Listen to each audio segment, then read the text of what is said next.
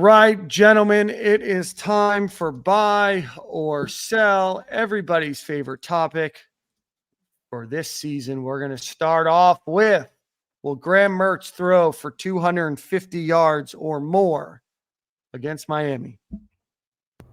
Buying more. More. Buying more. Big buy. Big bags. It's a bull market, Dan. Yeah, it's time to buy. There's food down there, man. Yeah, we've got one less company to invest in now. Let's see, Graham Mertz last season, 2903, so right about 250. I'm going to buy it. Being built? Life Wallet Stadium down there? Life Wallet Stadium is not being built. Oh. The homeless shelter in Gainesville is not being built. There's a variety of things that just aren't going to happen, unfortunately, because of that. So we've all got Graham Mertz at over 250 yards passing. With that, 150 yards rushing, will Gator running backs be able to get 150 yards on the ground? Yeah, buy it. Buy. 100%. Yeah, I'll buy. I was trying to think, because if we got Graham, I got Graham at like 300, 280 to 300, 150, put him right around 400, 4 and change. Yeah, I like that. I like where you're heading with it, man. Yeah, I like them to get 150 yards. I think that they were right around that average last year. I don't think that Miami's defense is all that great once you get past that front four. I think that the Gators are able to get 430 yards of offense against Miami. Put Jason quote up, man. Jason talking that's what I was thinking, Jason. I ain't want to come in here bullish, but yeah, we can play them boys any week. I think we're a better team than them. Like straight up, I think we got more playmakers. If they come into my venue, they ain't never heard nothing loud like this before in that little rented stadium down south. Yeah, no, I just meant more Cam Ward. Yeah, in week 35. Yeah, Gators are only going to be playing till what, week 13, 15, 17? So this year, so maybe this year and next year. But week 17, I'm looking for it. 3 sacks by the defense total, 3+. Sell. Let me buy. I like Ron Roberts. Ron Roberts, that's his bag. Like, I think that's where he wants to be as a schemer, as a coach. And I know he's going to get excited to try to draw up some pressure however he can, even if the D-line is struggling versus a very good offensive line. I think he's going to and I do think it's Ron Roberts' defense. I know also. I think he's going to be calling it too. Right. So I like it. I'm going to buy it. I'm going to buy 3. You think, what'd you say that, Nick? I think he's going to be calling plays too. Upstairs. Yeah. Wow. It's his defense, bro. Yeah, like, I'm gonna sell it. I'm gonna sell it. I think Florida will get pressure. I just don't know if they'll get home 4 times. I think they will affect 3, right? Is it 3.5? 3. 3 or more. 3 or more. 3. The Gators averaged just under 2 last season. Bad, not good. Not good. Yeah, the last time, and it has no effect, but in 2019, I think Florida had like 9 sacks against Miami. Yeah, they set a record or tied a record. Let's just go ahead and buy it. We'll flip it. We'll buy it. Start the year positive. We're on a personality reimagining tour here. Positive, okay. Nick. Hey, the Gators really only girl dad vibe. I like it. The Gators only really got 3 interceptions last year. I know it's been a while since the season. Yeah, it was poverty. Worst in the country. No, I know it was bad. Just looking back, I'm like, holy shit. All they did was last year was rough, brother. Growing up, I tried to keep the bar as low as possible so that any minimal achievement I made, we would get praised. And I think the bar is very low for the defense to just trip over and get 4 interceptions and improve this year. Everybody asking if is Nick okay? Hey, I got soft. I had a daughter 10 days ago, and I'm just soft now. Yeah. There's new sunshine in Nick's life. All right, let's see. With that, this isn't there, but do you think the Gators get 1+ interception against Cam Ward, who's notoriously turned it over 30 times through the air in his career? Would that be more or less than Graham Mertz has? That would be more than Graham Mertz. Okay. I can't believe what you read on the internet. Yeah. That's what he's probably hearing in all the echo chamber Miami pods. They just make up their own stats and the fans run with it. That's facts. But I'm gonna buy it. It ain't my money, right? Make it rain, baby. It's a No, tough we got to economy pretend out like here. it is, though. We got to pretend for the sanctity of the Okay. game that it's kind of your money. Okay, buddy. If that's the case, then I have a bankroll. I got all kinds of money. I'm still buying it. Years of buying. Yeah, I think we need an interception of some sort or just turnover. Interception may not happen, but I think we do get one of some sort, bro. He just turnover happy. It's loud. I'm buying it, man. Give me an interception. I'm gonna get Jordan Castell with one, man. My boy gets his big moment as a true sophomore. Jordan Castell gonna give me one. Oh, look at my guy in the comments, bro. He with me, man. Shout out to Soap, man. Yeah. Castell, Jason baby. Marshall, pick 6. I'm gonna go. That's what we're thinking. 2 total turnovers, only 1 interception though. 2 totals. Yeah, that was the next buy or sell was 1.5 turnovers. You're selling the interception, but you're buying 2 turnovers. 1 interception, not 2. Oh, okay. 1 interception, not 2. Okay. Corey, number of total turnovers over 1.5. Yeah, give me over. Yeah, I'm buying that. Okay. Can't spell sell. I cannot, man. I ain't selling Nathaniel. Not against Miami. Nah. They gotta see me. Them in Florida State, bro. I like us both of them this year. All right, we got an over under 54. You think it goes over or under 54? That's low. That you think? Game 1? I don't know, man. Be tricky. Yeah. I'm gonna go under. Life's too short to bet the under. I'm telling you what. Life's too short to bet the under. You can't ever leave a birdie putt short, you know? Mm-mm. I'm going over 54. Going over 54.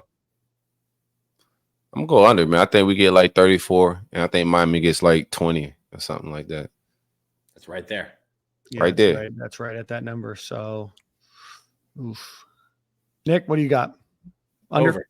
Oh, over. Okay. And then out of my venue, you won't. The line is 2.5. I'm surprised you don't have Florida going for 54 on their own. It's week 1. No, I'm not that ridiculous. It's week 1, bro. You gotta be realistic. I think I don't expect Graham Mertz to come out struggling and trying to find connection or anything like that. I think he's gonna come out smooth. But it is game 1. These coaches aren't just gonna unleash the entire playbook and go balls to the wall. So yeah, I'm gonna go under. I gotta go under on something. I've been buying everything, so I'm gonna go under on the score. Okay, that's a good one to go under on. Let's see. Miami has a line 2.5, 3 points in their favor for this game. We're just gonna go straight up pick them. What do you guys got? Week 1, Florida, Miami. You asking me who gonna win? Yeah. All right, man. Don't play with me, bro.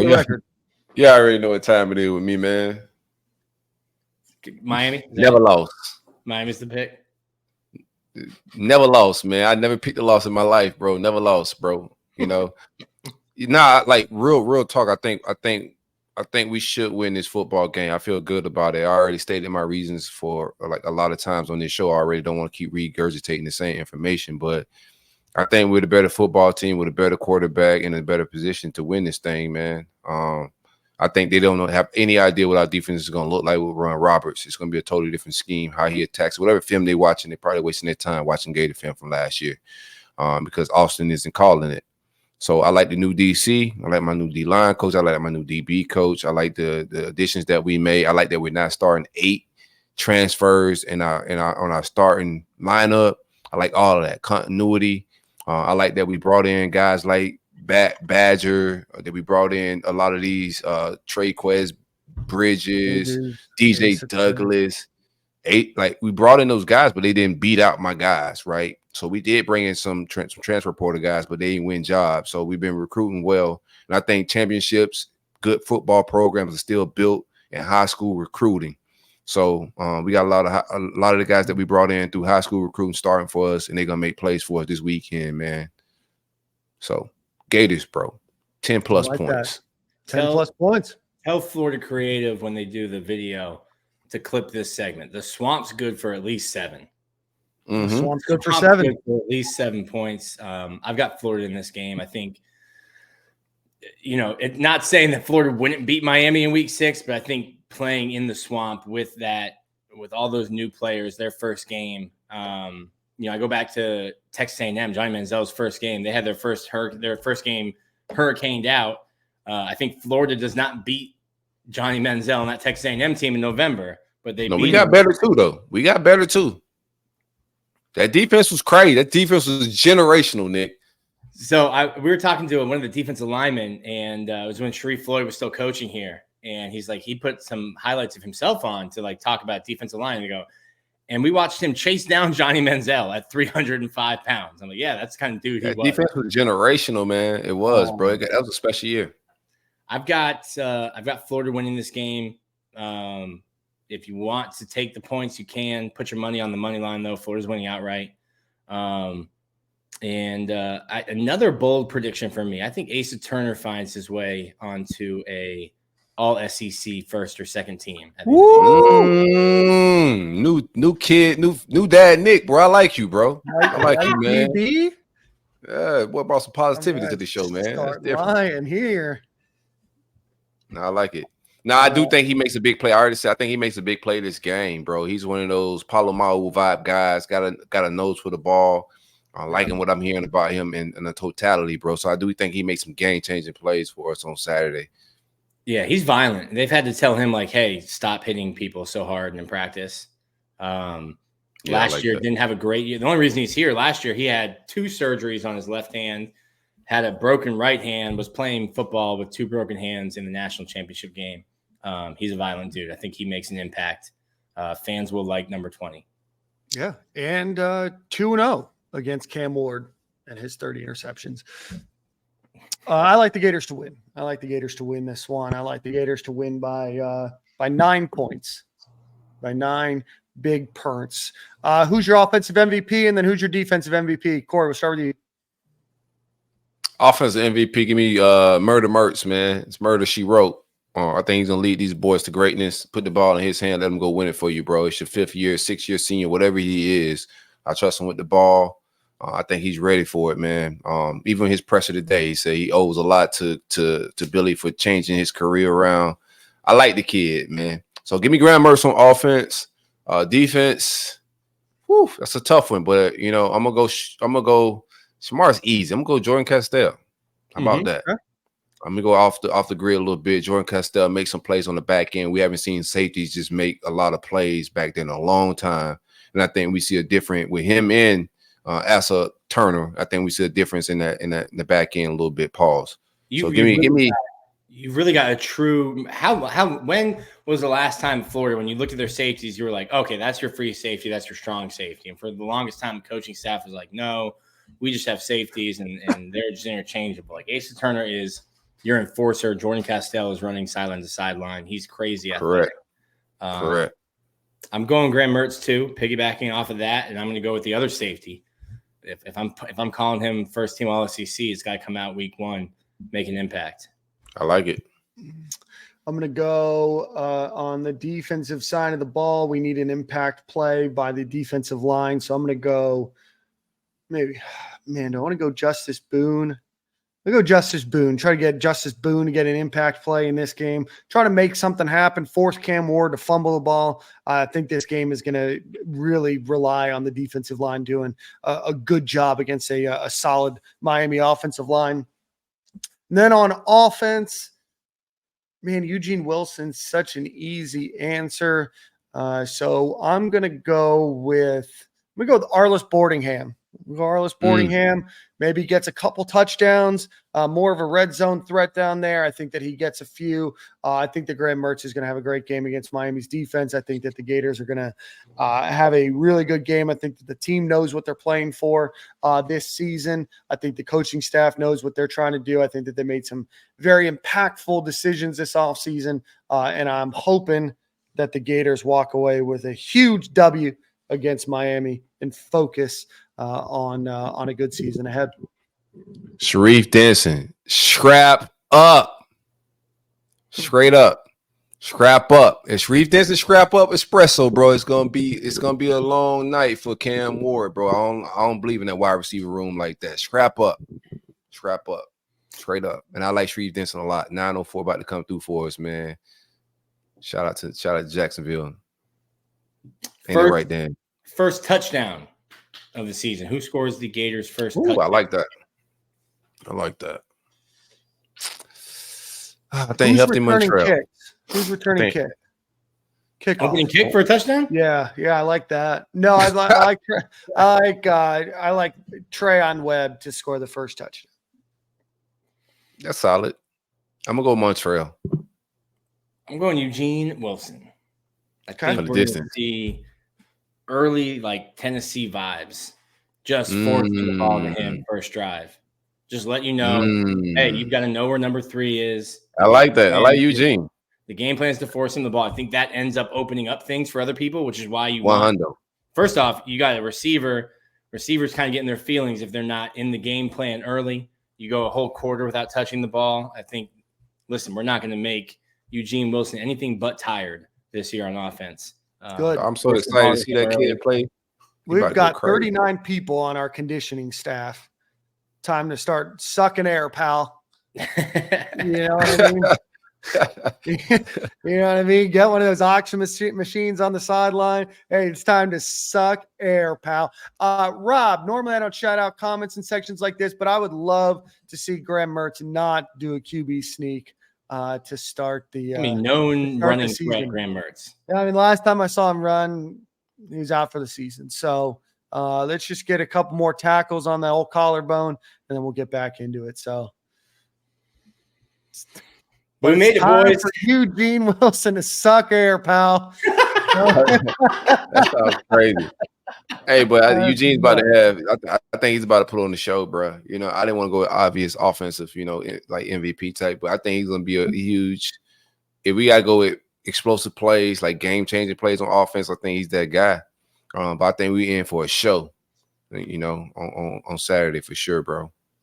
I'm excited about this team. Like, we got to figure out some things on offense, and I think if the offensive guard position struggles with Damian George on that right side, I expect him to get snatched quick for Kearney.